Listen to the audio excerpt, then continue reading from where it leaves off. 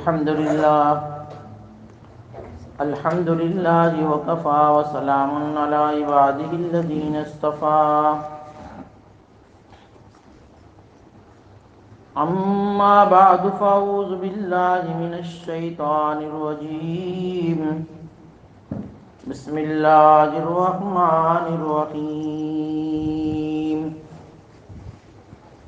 يا أيها الناس إنا خلقناكم من ذكر وأنثى وجعلناكم شعوبا وقبائل لتعارفوا إن أكرمكم عند الله أتقاكم إن الله عليم خبير. صدق الله العظيم.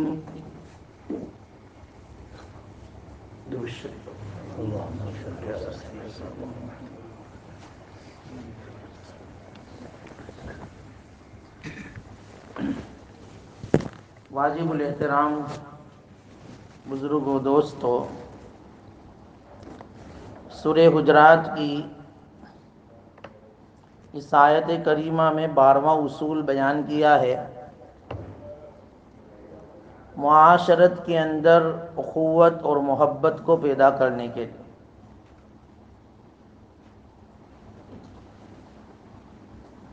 معاشرت کے اندر جھگڑوں کو ختم کرنے کے لیے ایک دوسرے کے ساتھ ہمدردی کا برتاؤ کرنے کے لیے 11 اصول بیان کیے تھے. یہ 12واں اصول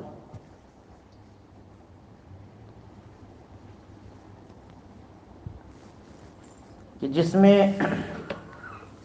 انسانیت کو خطاب ہے. یا ایھا الذین آمنوا نہیں کہا بلکہ یا ایھا الناس کہا کہ اے لوگو اپنی حقیقت کو سمجھو کہ انا خلقناکم من ذکر و انثی، کہ ہم نے تم تمام انسانیت کو ایک مرد اور ایک عورت سے پیدا کیا ہے، اور پھر ہم نے تمہارے اندر قبیلے بنائے. شعوب یہ شعب کی جمع ہے. شعب جو ہے بہت بڑے قبیلے کو کہا جاتا ہے. عرب کے اندر جو قبیلہ بڑا ہوتا تھا اس کو شعب کہا جاتا تھا، اور جو چھوٹا قبیلہ ہوتا تھا اس کو عشیرہ کہا جاتا تھا. جیسا جیسا قبیلے کی تعداد ہوتی تھی اس کے مطابق ان کے الگ الگ نام ہوتے تھے. شعب ہوتا تھا، قبیلہ ہوتا تھا، عشیرہ ہوتا تھا، عائلہ ہوتا تھا، فخیز ہوتا تھا، بطن ہوتا تھا. یہ سارے نام ہوتے تھے. تو شعب کی جمع شعوب، اس کا معنی ہوتا ہے بہت بڑے قبیلے. تو ہم نے تمہارے اندر بہت بڑے بڑے قبیلے بھی بنائے. وہ قبائل قبیلہ کی جمع ہے، چھوٹے چھوٹے قبیلے بھی بنائے. لیکن ان تمام قبیلوں کو بنانے کا مقصد لتعارف، صرف انٹروڈکشن، تعریف، تعارف، کہ بھئی پہچان، اور کوئی مقصد نہیں، کوئی اور مقصد نہیں. پھر آگے ایک اصول بیان کر دیا کہ ان اکرمکم عند اللہ اتقاکم، تم میں سب سے زیادہ مکرم، مشرف، بزرگ، بڑے مرتبے والا اللہ کے نزدیک وہ ہے جو تم میں سب سے زیادہ تقوی والا ہو. پہلے قبیلے بیان کیے کہ ہم نے قبیلے بنائے، لیکن قبیلوں میں سے یہ نہیں کہا کہ جو یہ قبیلے کا ہوگا وہ اللہ کے نزدیک مکرم ہوگا، معزز ہوگا، باعزت ہوگا. نہیں، قبیلے کی بنیاد پر، حسب نسب کی بنیاد پر، خاندانوں کی بنیاد پر اللہ کے یہاں کوئی بڑا نہیں ہوتا ہے. اللہ کے یہاں مقام اگر تمہیں چاہیے تو تقوی، جو جتنا تقوی اختیار کرے گا وہ اتنا ہی اللہ کے قریب ہوگا۔ پھر آگے بتایا ان اللہ علیم خبیر، بے شک اللہ تعالی جاننے والا ہے، باخبر ہے۔ یہ تو آیت مبارکہ کا ترجمہ ہوا۔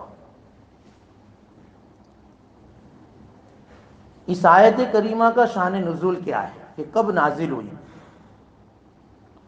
اللہ کے نبی صلی اللہ علیہ وسلم جب مکہ مکرمہ میں آئے، فتح مکہ سن ہجری 8 میں، تو جب مکہ فتح کرنے کے لیے آئے آپ علیہ السلام 10,000 کا لشکر لے کر آئے تھے، ایک روایت کے مطابق 14,000 صحابہ کا لشکر لے کر آئے تھے۔ تمام مکہ والے ڈر رہے تھے، آج تو بدلہ لیا جائے گا۔ حضرت سعد نے تو اعلان کر دیا تھا الیوم یوم الملحمہ، آج بدلے کا دن ہے، آج کھیر نہیں ہے، آج مکہ کے کافروں کی گردنیں ہوگی، ہماری تلواریں ہوگی۔ ہاں، کیونکہ 20 سال تک ستایا نا، 13 سال تو مکی زندگی، اور پھر مکہ سے ہجرت کر کے مدینہ گئے تو وہاں 60 سال رہے، تو وہاں بھی چین سے نہیں رہنے دیا، کچھ نہ کچھ مکہ والوں کی طرف سے حرکتیں ہوا کرتی تھی، اور مسلمان وہاں پریشان۔ مدینہ میں جانے کے بعد بھی چین اور سکون سے مسلمان نہیں رہے۔ تو 13 سال کی زندگی تو یہ، اور 60 سال کی زندگی مدینہ میں، کتنے ہوئے؟ اور یہ 21واں سال جو سن ہجری 8 کا ہے، اللہ کے نبی صلی اللہ علیہ وسلم مکہ مکرمہ مدینہ منورہ سے مکہ آئے فاتحانہ انداز میں، تو اس وقت تو ظاہری بات ہے کہ آدمی کے اندر انتقام کی ایک آگ ہو، لیکن آپ علیہ الصلوۃ والسلام تو بڑے رحمت والے تھے بھائی، وما ارسلناک الا رحمت للعالمین تھے۔ ایسی حالت میں بھی اللہ کے نبی صلی اللہ علیہ وسلم کا چہرہ اقدس تو بالکل جھکا ہوا، اور بالکل تواضع کی کیفیت کے ساتھ مکہ مکرمہ میں انٹر ہوئے۔ یہ نہیں کہ فاتحانہ انداز میں داخل ہوئے تو گردنیں اونچی تھی، فخر و تکبر ان کی جو ہے حرکتوں سے نمایاں اور نظر آتا نہیں۔ اللہ کے نبی بڑے متواضع، تواضع کے ساتھ۔ یہ تو انہوں نے اعلان کر دیا جوش و خروش میں، حضرت سعد نے، وہ تو پھر اللہ کے نبی کو پتا چلا کہ اعلان ایسا ہوا ہے، فوراً بلایا سعد رضی اللہ عنہ۔ بھئی کس نے کہا آپ کو یہ اعلان کرنے کا؟ جس نے یہ اعلان جوش و خروش میں کیا انہی کو کہا کہ جاؤ اعلان کرو، اور یوں کہو کہ الیوم یوم المرحمہ نوٹ ملحمہ، آج تو رحم کا دن ہے، آج تو معاف کرنے کا دن ہے۔ اعلان کرو کہ لا تثریب علیکم اليوم، آج کوئی بدلہ نہیں لیا جائے گا، یغفر اللہ لکم، ارے بدلہ لینے کی ہمارے اندر کیا طاقت ہے؟ اللہ ان کو معاف کر دے گا۔ جو ہم تو معاف کر ہی دیا ہے، لیکن ہم اللہ سے بھی دعا کرتے کہ اللہ ان کو معاف کر دے۔ یہ تھی اخلاق۔ ہاں، جب مکہ میں داخل ہوئے بڑے بڑے مشرکین، کافرین، منافقین سب جو ہے اس اعلان کو سن کر پانی پانی ہو گئے۔ آپ علیہ الصلوۃ والسلام نے حضرت بلال حبشی رضی اللہ تعالیٰ عنہ کو حکم دیا کہ جاؤ اور بیت اللہ کی چھت پر جا کر اذان دو۔ جب حضرت بلال رضی اللہ تعالیٰ عنہ اذان دینے کے لیے چھت پر کھڑے ہوئے تو پھر یہ مشرکین اور کافرین آپس میں دھیرے دھیرے گفتگو کرنے لگے کہ بھئی اچھا ہوا کہ ہمارے ابا مر گئے، کہ ہمارے باپ کو آج یہ دین تو دیکھنے کو نہ ملتا جو آج ہم دیکھ رہے ہیں، کہ ایک بلال جو حبشہ کے رہنے والے بالکل سیاہ فام، اور آج یہ بیت اللہ کی چھت پر چڑھ کر اذان دے رہے ہیں۔ حارث ابن ہشام تو کہنے لگے کہ محمد کو دوسرا کوئی ملا ہی نہیں ہے سیاہ فام کے علاوہ کہ ان کو اذان دینے کے لیے کہتا۔ حضرت سفیان کھڑے تھے تو انہوں نے کہا نہیں میں تو کچھ بھی نہیں بولوں گا، میں بولا اگر میں نے کچھ کہا تو وحی کے ذریعے اللہ کے نبی کو پتا چل جائے گا، اس لیے میں تو کچھ بھی نہیں کہوں گا۔ اللہ کے نبی صلی اللہ علیہ وسلم کو وحی آ گئی کہ حارث نے یوں کہا، سفیان نے یوں کہا کہ میں تو کچھ بولوں گا، وہ بھی کہہ دیا۔ آپ علیہ السلام کو ساری ڈیٹیلز بتا دی جبرائیل نے، یہ ایسی چیمی گویا کر رہے ہیں، ایسی باتیں ہو رہی ہیں۔ پھر آپ علیہ السلام اپنی قصوہ اونٹنی پر جو سوار تھے بیت اللہ کا طواف کیا، اپنی چھری سے استلام کیا حجر اسود کا، مجمع زیادہ تھا، اس لیے خود اللہ کے نبی صلی اللہ علیہ وسلم حجر اسود پر نہیں گئے اور بوسہ نہیں دیا، مجمع تھا نہیں بھائی، کسی کو تکلیف نہیں دینی ہے، کیونکہ حجر اسود کا بوسہ تو سنت ہے اور کسی کو تکلیف دینا حرام ہے، تو پھر سنت کو ادا کرنے میں حرام کا ارتکاب نہیں ہے، استلام کر لیا، امت کو بتایا کہ دیکھو ازدحام ہو بھیڑ ہو، استلام کر لو، یہ بھی بوسے کے قائم مقام ہے، تم کو بوسے کا ہی ثواب ملے گا، بوسے کے اندر جو کیفیت ہے، جو روحانیت ہے، جو فضائل ہے، وہ استلام میں مل جائیں گے۔ یہ الگ بات ہے کہ دل کی طبیعت ہماری ہے کہ نہیں وہاں جا کر بوسا دے تو ہی سمجھیں گے کہ بوسا دیا، بعض لوگ آگے کہتے ہیں کہ عمرہ کری نا تو ٹائم بوسوں دیوانوں کا ہی موقع مل کہ نہ ہے نت مل، یعنی جیسا اس نے عمرہ ہی نہیں کیا۔ بھائی استلام بوسے کے قائم مقام ہے، ہاں جس نے بوسہ دے دیا، یہ استلام کر لیا، اس نے گویا بوسہ دے دیا، اس نے اللہ سے ملاقات کر لی، کیونکہ حجر اسود کا بوسہ دینا ایسا ہے جیسا کہ اللہ کی ملاقات ہے، ہاں، اور یہ حجر اسود جو ہے جس نے بھی بوسہ دیا ہے، جس نے بھی استلام کیا ہے، دیکھو انشاءاللہ تعالی قیامت کے دن وہ حجر اسود اس کے ایماندار ہونے کی گواہی دے گا، ہاں، اللہ اس کو آنکھیں دیں گے، اس کو زبان دیں گے، اور وہ آنکھوں سے پہچان لے گا کہ اللہ ہاں اس نے میرا استلام کیا تھا، اس نے میرا بوسہ دیا تھا، یہ مومن ہے، اسی لیے تو آیا تھا، مومن ہی کی تو انٹری ہے نا مکہ میں، حرم میں، اس لیے وہ ایماندار ہونے کی گواہی حجر اسود دے گا، یہ حدیث میں آتا ہے۔ اور آج کے زمانے میں تو سمجھنا آسان ہے نا بھائی، تم قریب سے ہو کہ دور سے ہو، کیمرہ تو چیک کیچ کر لیتا ہے نا بھائی، ٹریفک والے کتنے دور کھڑے رہتے ہیں، 1 کلومیٹر دور ہوتے ہیں اور فوراً تمہاری اسپیڈ بتا دیتے ہیں کہ تم کتنے جو ہے اسپیڈ سے چل رہے تھے، پوری گاڑی کی جو ہے تمہاری نمبر پلیٹ کے ساتھ ٹکٹ آ جاتی ہے نا بھائی گھر پر، یہ ساری چیزیں ہمارے لیے تو آسان ہیں، تو ہم تو 1 کلومیٹر کی دور پر تو وہاں نہیں ہوتے ہیں نا بھائی، کچھ میٹر کے فاصلے پر ہوتے ہیں، کہ ہم استلام کریں گے تو کیا ہمارا فوٹو حجر اسود کیچ نہیں کر لے گا؟ اللہ تعالیٰ اگر چاہنا چاہے تو کوئی مشکل کی بات نہیں ہے، اللہ امت کو یہ بات سمجھا دے گا۔ تو بہرحال کیا کہہ رہا تھا، حضرت جبرائیل نے آ کر کہہ دیا بھائی کہ یہ باتیں ہو رہی ہے، آپ علیہ السلام چونکہ قصوہ اتری پر طواف کر رہے تھے، اپنی چھری سے استلام کیا، اور طواف ختم ہونے کے بعد مجمع کو جوڑا، اور پھر ایک خطبہ دیا، تاریخی خطبہ، اور اس خطبے میں اللہ کے نبی صلی اللہ علیہ وسلم نے تمام صحابہ کو اور دیگر جتنے بھی مشرکین کافرین تمام مجمع جو تھا اس کو مخاطب ہو کر کہا، اس اللہ کا میں شکر ادا کرتا ہوں کہ جس اللہ نے مذہب اسلام سے جو ہمیں نوازا ہے اور اسلام جیسی عظیم الشان دولت ہمیں عطا فرمائی ہے، اس اسلام کو قبول کرنے کے بعد عصبیت کو اللہ نے ختم کر دیا، زمانے جاہلیت کی جو نخوت تھی، جو تکبر تھا، جو برائی تھی، جو عرب لوگ اپنے نسب پر اپنے خاندانوں پر فخر کیا کرتے تھے، یہ سارے فخر اور یہ سارے نسب کے اوپر جو ہے جو تعصبات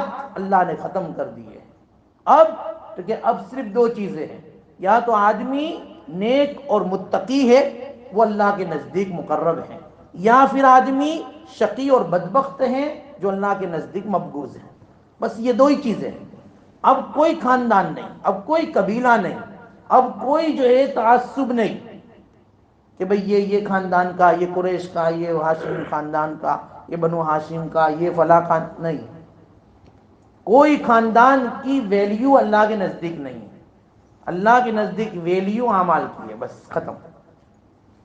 اور پھر آپ علیہ السلام نے یہی آیت کریمہ خطبے کے بعد تلاوت فرمائی کہ یا ایھا الناس انا خلقناکم من ذکر و انثی، یہ لوگوں سن لو، ہم نے تم کو اللہ فرماتے ہیں ایک مرد اور ایک عورت سے پیدا کیا ہے، اور تمہارے اندر قبیلے بنائے، تمہارے اندر ہم نے خاندان بنائے، کیوں؟ لتعارفوا، تاکہ تمہاری پہچان ہو، بس، اور کوئی مقصد نہیں، کوئی مقصد نہیں۔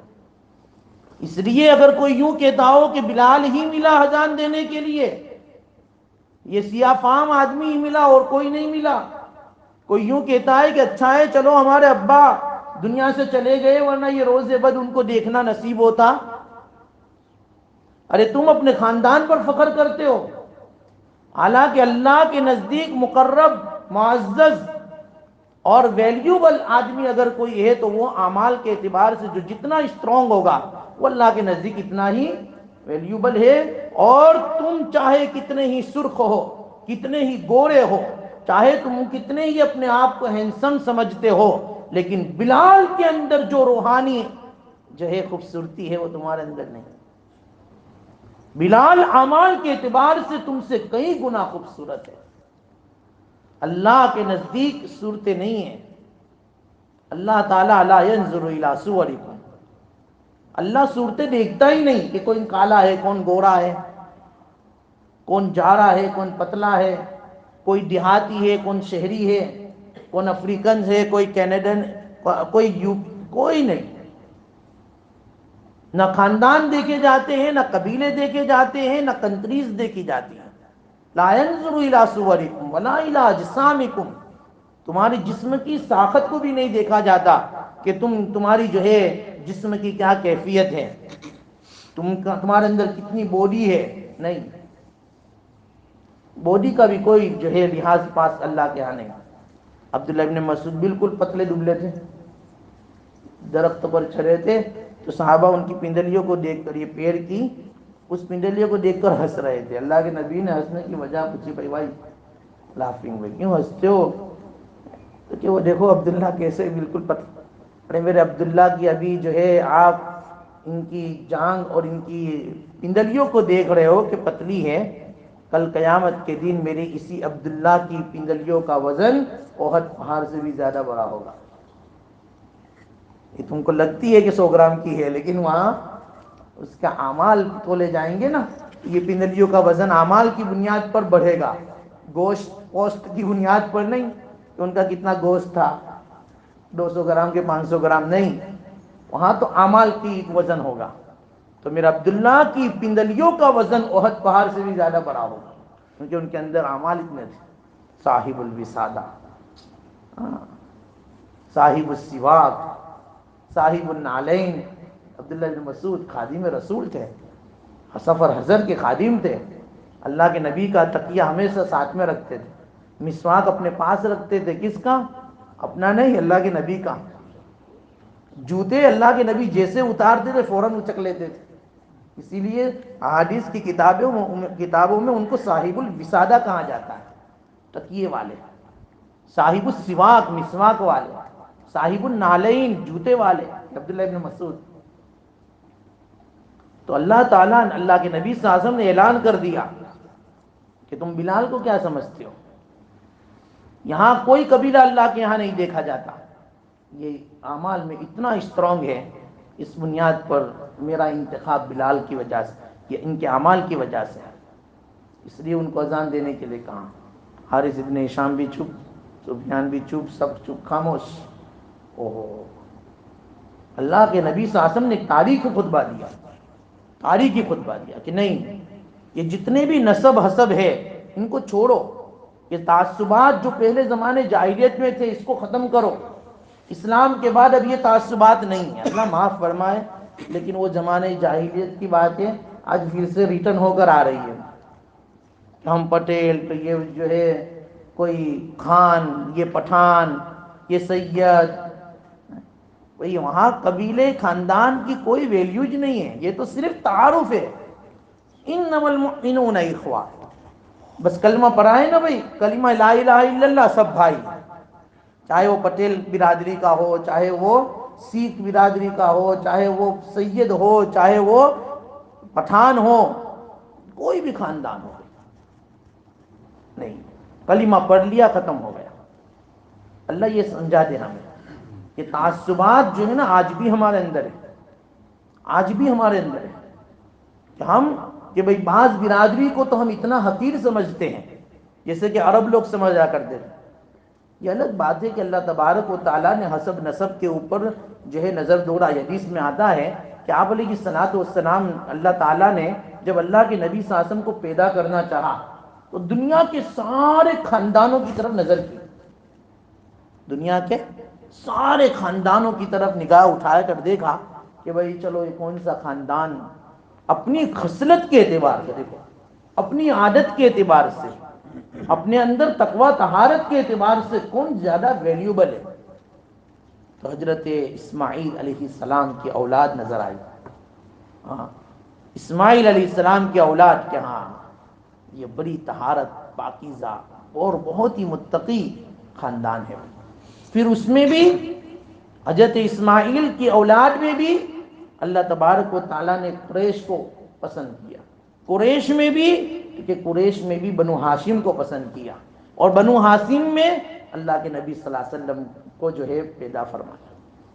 اسی لیے اللہ کے نبی فرماتے ہیں کہ جتنے بھی انبیاء ہیں، اور خاص طور پر میں، کہ میرے نسب کے اندر میرے ابو جان سے لے کر آدم علیہ السلام تک کا جو نسب ہے وہ سارا کا سارا زنا سے، شرک سے، کفر سے بالکل پاک اور منزہ۔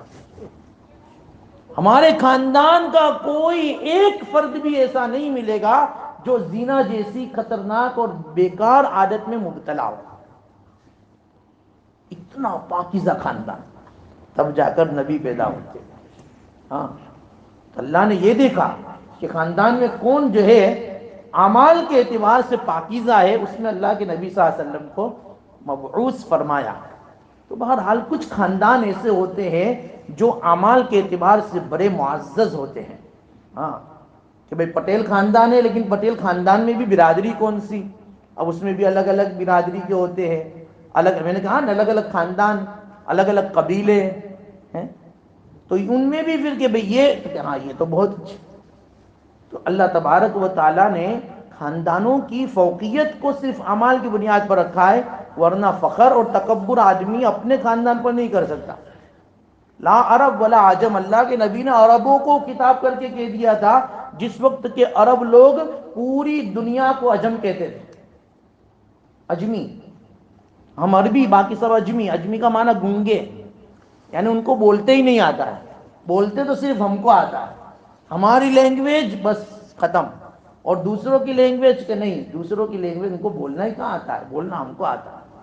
اللہ کے نبی نے اس قصوہ اتنی پر بیٹھ کر کہہ دیا کہ دیکھو کوئی عربی پر اجمی کو فوقیت نہیں، یا اجمی کو عربی پر کوئی فوقیت نہیں، فوقیت صرف اعمال کی بنیاد پر، تقوی کی بنیاد پر۔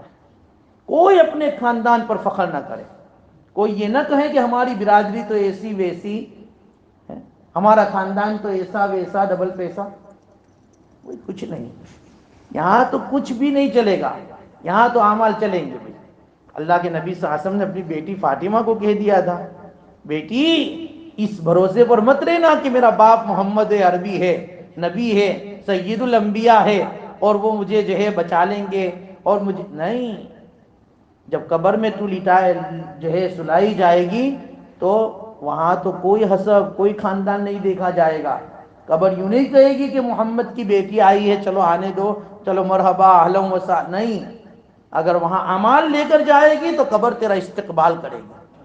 ہاں، اور اگر اعمال نہیں ہوگی میری فاطمہ، تجھے تیرا باپ نبی ہونے کے باوجود نہیں بچا سکے گا۔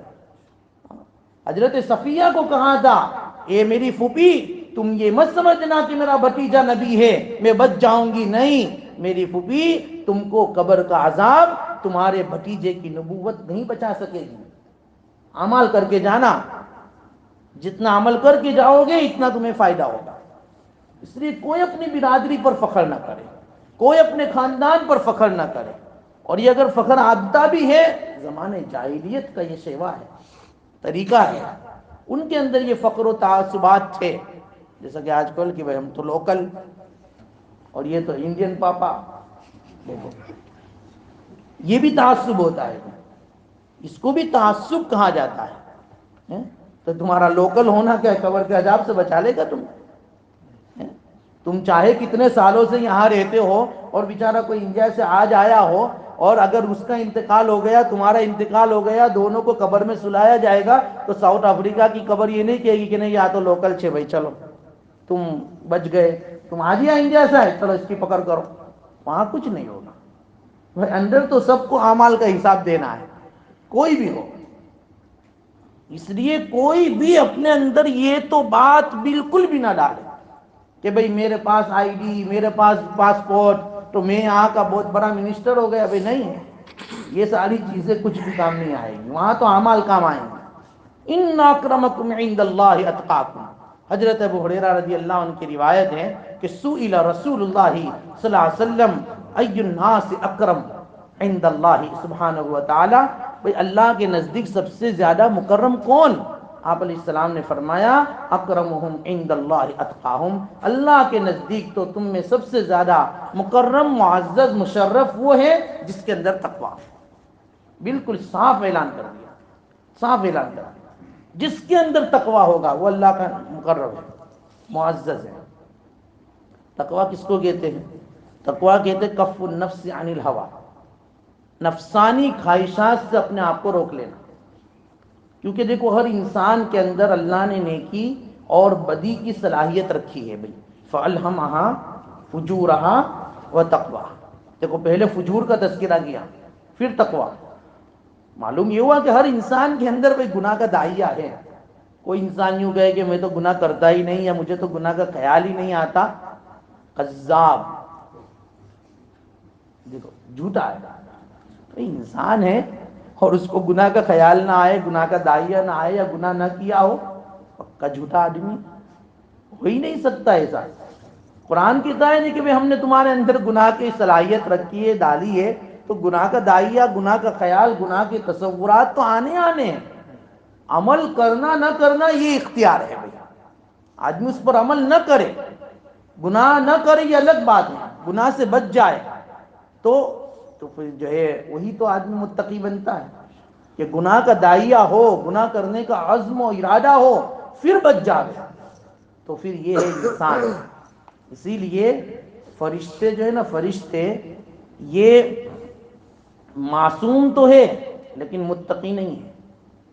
انسان متقی ہے کیونکہ یہ بچنے والا ہے، فرشتے معصوم ہیں، متقی نہیں ہیں، وہ گناہ سے بچتے نہیں ہیں۔ کیوں؟ کہ گناہ کا داعیہ نہیں ہے ان کے اندر۔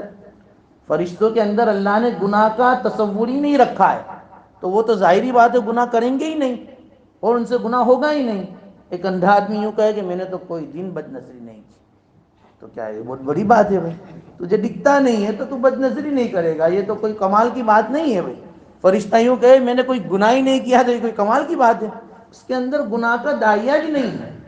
اور انسان یوں کہے کہ ہاں میں نے گناہ نہیں کیا، میں گناہ سے بچ گیا، ہاں تو یہ کمال کی بات ہے کہ بھئی گناہ کا داعیہ تھا، گناہ کا ارادہ تھا، گناہ کی خواہش تھی لیکن بچ گیا، تو یہ فَأَلْهَمَهَا فُجُورَهَا وَتَقْوَىٰ۔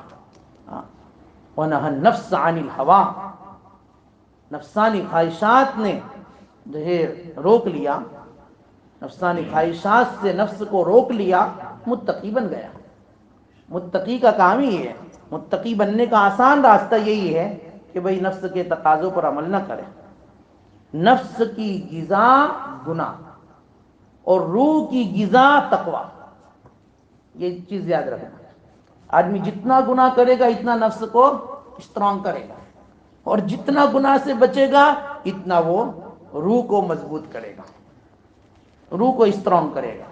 ہاں، اس لیے کہا کہ بھئی ذکر کی پابندی کرو۔ اسی لیے ہمارے بزرگان دین تو کہا کرتے تھے کہ ذکر کا ناگا روح کا فاقہ، ذکر کا ناگا روح کا فاقہ۔ جس دن تم نے ذکر نہیں کیا سمجھ لو تم نے اس دن روح کو کھانا نہیں پہنچایا۔ اور ایک دن آدمی نہیں کھاتا ہے تو کتنا کمزور ہو جاتا ہے، ہو جاتا ہے نہیں ہو جاتا؟ تو ایک دن ہم ذکر نہ کریں تو ہماری روح کتنی کمزور ہو جائے گی۔ اب ہر ایک آدمی اپنے گریبان میں منہ ڈالے کہ میں روزانہ اپنی روح کو کتنا کھانا دیتا ہوں۔ جسم کو تو ماشاءاللہ ہر 2 گھنٹے میں کچھ نہ کچھ دیتا ہوں، ہے نا؟ جو 3 وقت ہے وہ تو پابندی سے ہی ہے، بریک فاسٹ، لنچ، ڈنر جو ہے وہ تو ہے ہی، لیکن اس کے علاوہ بھی چلتے پھرتے اٹھتے بیٹھتے ماشاءاللہ جسم کو تو اسٹرانگ کرتے جا رہے ہیں، لیکن روح کی کوئی فکر نہیں، حالانکہ روح اصل ہے نا؟ روح اصل ہے۔ تو روح کی غذا تقویٰ ہے اور نفس کی غذا گناہ ہے۔ آدمی گناہ سے بچے گا نفس ویسے ہی کمزور ہوتا جائے گا، اور جتنا آدمی تقوی اختیار کرے گا اتنا آدمی روح کے اعتبار سے اسٹرانگ ہوتا جائے گا۔ حضرت عمر رضی اللہ تعالیٰ عنہ نے حضرت کعب احبار کو پوچھا تھا نہیں بھائی تقوی کہتے کس کو ہے؟ کعب احبار نے بہت اچھی مثال دی تھی، ہم سنتے رہتے ہیں کہ عمر کبھی خاردار جھاڑی سے تمہارا گزر ہوا ہے؟ تو کہ ہاں ہوا ہے۔ کیسے گزرتے ہو؟ کہ اپنے دامن کو سمیٹتے ہوئے کہ کوئی دامن، کوئی کپڑے کا جو ہے آنچل اس کانٹے کی اس جو ہے شاخ کے اندر الجھ نہ جائے اور کپڑا پھٹ نہ جائے، کپڑے کو بچاتے ہوئے، اپنے آپ کو بچاتے ہوئے، سمیٹتے ہوئے وہاں سے نکل جاتے۔ ہاں، بس ٹھیک ٹھیک عمر تقوی کا حال یہی ہے کہ یہ دنیا جو ہے نا یہ ایک خاردار وادی ہے، خاردار وادی ہے، اور یہ گناہ ہے نا گناہ یہ سب کانٹے ہیں۔ ہاں، اب اس میں سے جو ہے تم آدمی گزر جاوے گناہ کو بچتے ہوئے، گناہ سے بچتے ہوئے، تو پھر وہ آدمی اپنے دامن کو جس طرح سمیٹتے ہوئے تم خاردار جھاڑی سے نکل جاتے ہو اور تمہارے آنچل اور دامن میں کوئی جو ہے پھٹن نہیں آتی ہے، اس طرح گناہ سے بچتے بچتے اگر تم نکل جاؤ گے دنیا کی زندگی سے تو تم تقوی کو پہنچ جاؤ گے، تم نے تقوی اختیار کر لیا بھائی، اس کا نام ہے تقوی۔ ہاں، اس پر اللہ تعالیٰ نے بہت سارے انعامات دیے، قرآن کریم نے کہا ہے کہ بھئی دیکھو تقوی اختیار کرو، وَمَن يَتَّقِ اللَّهَ يَجْعَل لَّهُ مَخْرَجًا۔ پہلا انعام اللہ یہ دیں گے کہ تمہاری ساری تنگیوں کے راستوں کو اللہ تعالیٰ بہت عافیت سے نکال دیں گے۔ حالانکہ ہر آدمی کوئی نہ کوئی الجھن میں ہے، پریشانی میں ہے، ہر ایک کی الجھن الگ الگ ہے، ہر ایک کی پریشانی الگ الگ ہے، لیکن قرآن نے مخرجہ کہہ دیا۔ بھئی جو جیسی بھی الجھن پریشانی میں ہوگا، جس لائن سے ہوگا، تقوی اگر آدمی اختیار کر لے مطلب یہ کہ نفس کی خواہشات سے اپنے آپ کو بچا لے، گناہوں سے بچ جائے، اطاعت اور فرما برداری کر لے، کیونکہ تقوی کے 3 درجے ہیں۔ دیکھو پہلا درجہ تقوی کا یہ ہے کہ آدمی کفر سے، شرک سے، نفاق سے اپنے آپ کو بچا لے۔ ظاہری بات ہے ہر مسلمان کفر سے، شرک سے اور نفاق سے اپنے آپ کو بچاتا ہے کہ نہیں؟ تو تقوی کا ایک درجہ تو الحمدللہ مجھے آپ کو حاصل ہے۔ تقوی کا دوسرا درجہ کہ کفر سے، شرک سے، نفاق سے تو بچنا ہی بچنا ہے، حرام چیزوں سے بھی اپنے آپ کو بچانا۔ جتنی بھی حرام چیزیں، کوئی بھی جھوٹ ہے، غیبت ہے، چغلی ہے، بہتان ہے، چوری ہے، زنا ہے، شراب ہے، جتنی بھی حرام کردہ چیزیں ہیں ان تمام چیزوں سے اپنے آپ کو آدمی بچا لے وے تو اس کو کہتے ہیں تقوی کا دوسرا درجہ اس نے حاصل کر لیا، تقوی کا دوسرا درجہ۔ اور تقوی کا تیسرا اور اعلیٰ درجہ یہ ہے کہ وہی کفر، شرک، نفاق سے تو بچایا، حرام چیزوں سے بھی اپنے آپ کو بچایا، بلکہ مشتبہ چیزوں سے جو حرام اور حلال کے درمیان میں ہے، کنفیوژن ہے، ان چیزوں سے بھی اپنے آپ کو بچا لے وے، اس کو کہتے تقوی کا اعلیٰ درجہ۔ اب جس نے یہ حاصل کر لیا تو اس کے لیے قرآن میں ہے کہ الا ان اولیاء اللہ لا خوف علیہم ولا هم یحزنون۔ اب اس پر کوئی خوف نہیں، کوئی غم نہیں، کیونکہ یہ متقی ہیں، یہ متقی ہے۔ تو یہ 3 چیزیں، 3 درجے ہیں تقوی کے۔ اب کون سی کیٹیگری میں ہم کو جانا ہے وہ ہم سوچے بھائی، ظاہری بات ہے دنیا کے اندر بھی ہم اعلیٰ چیز کو ہی پسند کرتے ہیں بھائی، جو اچھی چیز ہو وہی پسند کرتے ہیں، تو ہم تیسری کیٹیگری میں جانے کی کوشش کریں تو پھر اس پر اللہ تعالیٰ انعامات دیں گے۔ کیا انعام دیں گے؟ کہ ہر تنگی سے تمہارے راستے نکالیں گے، جو ناممکن ہو، امپاسبل ہو، کہ ہو ہی نہیں سکتا، لیکن اللہ وہ کر کے دکھائیں گے۔ اور دوسرا وَمَن يَتَّقِ اللَّهَ يَجْعَل لَّهُ مَخْرَجًا وَيَرْزُقْهُ مِنْ حَيْثُ لَا يَحْتَسِبُ۔ رزق تو ایسے دیں گے کہ تم کو وہم و گمان بھی نہیں ہوگا کہ ہو یہاں سے بھی انکم آ سکتی تھی، میری یہاں سے بھی روزی آ سکتی تھی، لیکن پتہ بھی نہیں چلے گا، اور اللہ تعالیٰ ایسی روزی عطا فرماویں گے تقوی کی بدولت۔ اس لیے تقوی ایک بہت ہی زبردست جو ہے عمل ہے جو اللہ تبارک و تعالیٰ اپنے متقی بندوں کو ایسے ایسے انعاماتوں سے نوازتے ہیں اور اس کی دنیا بھی ایسی پرسکون کر دیتے ہیں کہ اس کو جینے کا مزہ آتا ہے، جینے کا مزہ آتا ہے۔ ہاں، گناہ کے اندر ذرہ برابر بھی جو ہے مزہ نہیں ہے بھائی، ہاں گناہ میں مزہ نہیں ہے، ہاں نیکی میں بڑا مزہ ہے، بڑا سکون ہے، بڑا اطمینان ہے۔ اللہ بذکر اللہ تطمئن القلوب۔ دیکھو آدمی ذکر کر کے تو دیکھیں، گناہ سے بچ کر کو دیکھے، آدمی ایک دن یہ سوچے جب صبح اٹھے کہ نہیں آج کا دن مجھے گناہ نہیں کرنا ہے۔ قسم خدائے پاک کی کھا کے کہتا ہوں اس دن اگر تم اپنے آپ کو گناہ سے بچا لو گے نا، اس دن جو تم کو قلبی کیفیت اور سکون جو ملے گا وہ اور دنوں میں نہیں ملے گا، پھر دوسرے دن تم کو اور زیادہ شوق ہوگا۔ ایسا زندگی کا ایک دن تو کر کے دیکھے بھائی، کسی کے 50 60 50 40 سال گزر گئے، ایک دن تو ایسا ہم اپنی زندگی کا گزارے کہ ہم کو ایسا گزارنا ہے۔ دیکھو پھر اللہ تعالیٰ کیسے تمہاری راہیں کھولتا ہے اور کیسا رزق اللہ تعالیٰ عطا فرماتا ہے۔ تو بہرحال اگر اللہ کا مکرم بننا ہے، اللہ کا معزز بندہ ہمیں بننا ہے، اللہ نے اعلان کر دیا کہ ان اکرمکم عند اللہ اتقاکم، تم میں سب سے زیادہ اللہ کے نزدیک مکرم، معزز، مشرف وہ ہے جو تقوی والے ہو، جس نے تقوی اختیار کر لیا۔ کیوں؟ ان اللہ علیم خبیر، بے شک اللہ تعالیٰ جاننے والا ہے، خبر رکھنے والا ہے۔ اللہ جانتا ہے کہ کون متقی ہے۔ کیوں؟ کیونکہ متقی صرف جبہ پہن لینے سے، ٹوپی پہن لینے سے، کوٹی پہن لینے سے، بڑا رومال لینے سے متقی نہیں بنتا ہے نا بھائی۔ اللہ کے نبی نے کہا تقوی ہا ہونا، تقوی تو یہاں ہوتا ہے، ہاں تقوی یہاں ہوتا ہے، تمہارے دل میں تقوی ہونا چاہیے، اللہ کا خوف دل میں ہونا چاہیے۔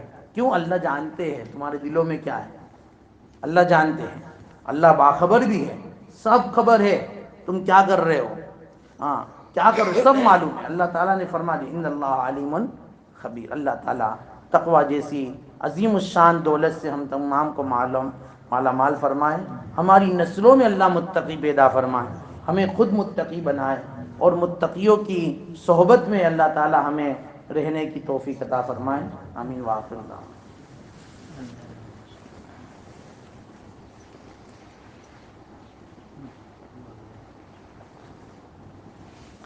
بسم اللہ الرحمن الرحیم، الحمد للہ رب العالمین والعاقبۃ للمتقین والصلاة والسلام علی سید الانبیاء والمرسلین، اللہم لک الحمد کما ینبغی لجلال وجہک وعظیم سلطانک، یا حی یا قیوم برحمتک نستغیث، اصلح لنا شاننا کلہ ولا تکلنا الی انفسنا طرفۃ عین ولا تنزع منا صالح ما آتیتنا، اللہم رب آت نفوسنا تقواها وزکها انت خیر من زکاها انت ولیها ومولاها، اللہم انا نسألک الہدى والتقى والعفاف والغنى۔ الہ العالمین ہمارے گناہوں کو معاف فرما، خطا و سے درگزر فرما، سیئات کو حسنات سے مبدل فرما۔ اے اللہ ہمارے اس میل بیٹھنے کو بے انتہا قبول فرما، بے انتہا قبول فرما۔ اے اللہ جو باتیں بتائی گئی، اے اللہ سکھائی گئی، اے اللہ کہنے والے سننے والے سب کو عمل کی توفیق عطا فرما۔ اے اللہ تقوی والی زندگی نصیب فرما، اے اللہ تقوی والی صفت ہمیں عطا فرما، اپنے متقی بندوں میں ہمیں بھی شامل فرما، اپنے چہیتے بندوں میں ہمیں بھی شامل فرما، ہمیں اپنے مکرم معزز مشرف بندوں میں شامل فرما، ہماری نسلوں کو بھی شامل فرما۔ اے اللہ تو ہم سے راضی ہو جا، اے اللہ تو ہم سے راضی ہو جا۔ اے اللہ یہ وبا اور بلا جو اے اللہ پھر سے پوری دنیا میں آئی ہے، خصوصاً ہمارے علاقے میں، اے اللہ اس کو ختم فرما، جو بیمار ہیں ان کو مکمل شفا عطا فرما، مکمل شفا عطا فرما۔ اے اللہ مسجدوں کو آباد فرما، آباد فرما، اے اللہ آباد فرما۔ اے اللہ ہمیں مسجدوں کی قدر کی توفیق عطا فرما۔ ناقدری کا نتیجہ ہم نے دیکھ لیا ہے، ہم اور نہیں دیکھنا چاہتے ہیں، اور نہیں دیکھنا چاہتے۔ میرے اللہ ہماری مسجدوں کو آباد فرما، اے اللہ اس کی قدر کی توفیق عطا فرما۔ اے مولا کریم یہ جتنا مجمع تیرے قرآن کے درس کو سننے کے لیے اپنی ضرورتوں کو آگے پیچھے کر کے بیٹھا ہے، مولا ان کے بیٹھنے کو قبول فرما۔